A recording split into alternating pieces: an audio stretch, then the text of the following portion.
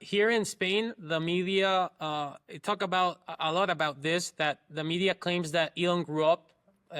Just referring to what you were saying, like they say that he grew up in a privileged surrounding. He was handed everything in a silver platter.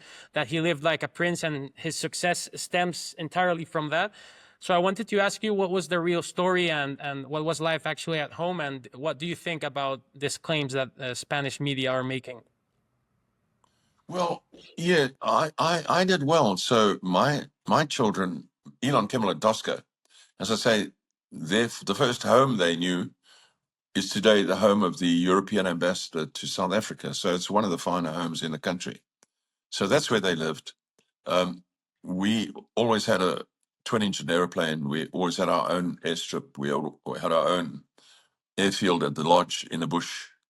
We had our own yacht at sea. So they went to school in a Rolls Royce most of the time. So therefore, one would say yes, they had and they had access to horses. We had a lot of horses on our place. So they had a privileged background, and they did travel a lot. So by the time they were about 12, 13, all three of them had been to most of the major cities in the world with me, So in that respect, they had a privileged background. The other aspect of it is that as a single, later on as a single father, when May and I, their mother and I divorced, Elon was 8 years old. Up to that point, we shared the children, looking after the children. Mostly she looked after the children. But then afterwards, the boys continued to stay with me until they finished school. And as a single father, I demanded a lot of responsibility from them. So I insisted that they show responsibility in everything we did. So even when we traveled overseas, they had to look after their little sister.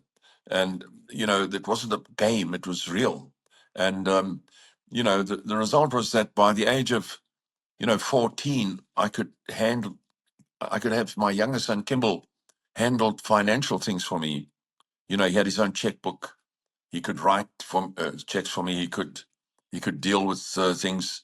And so I inculcated in him an adult type of, at an early age, a more like adult sense of responsibility.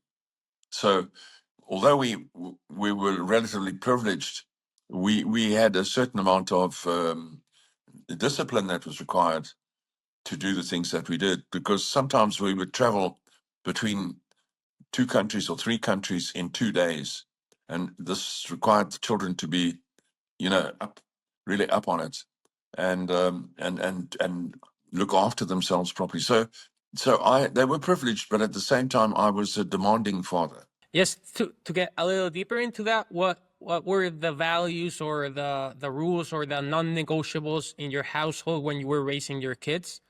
If there's something that Well, it wasn't so much that I had to do that, because my boys and my daughter, she grew up with her mother, but she came to us often for holidays.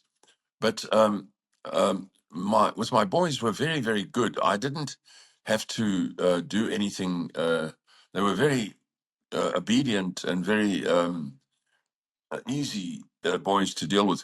An example is, when they were in high school, um, I heard one day with the adults that you have to sign the children's homework. So I thought about, well, what's that? And then later I saw my younger son, Kimball, and I said, what's this about signing homework? And he said, oh, Dad, don't worry. I've been signing for you for years now. so, so that was the kind of situation I had with my children. I didn't have to do their homework, and I didn't have to sign their homework.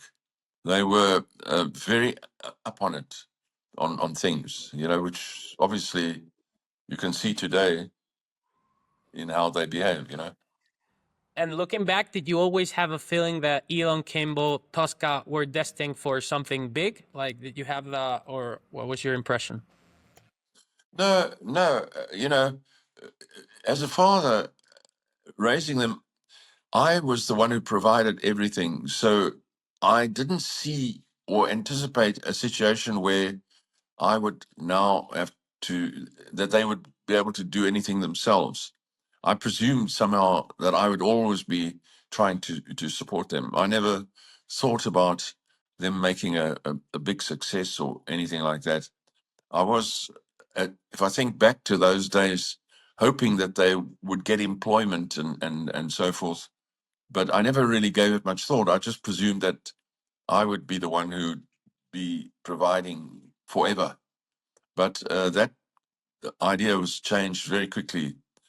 Soon after they left university, they quickly turned a small amount of money into several $100 million. Amazing. 2.5 years. What's something about Elon that the world doesn't know but should? Well, Elon is a very kind boy. He's a very decent and has, very decent moral attitudes, somewhat over the top. He's a religious boy. He believes in God and he believes in a Christian way and so forth.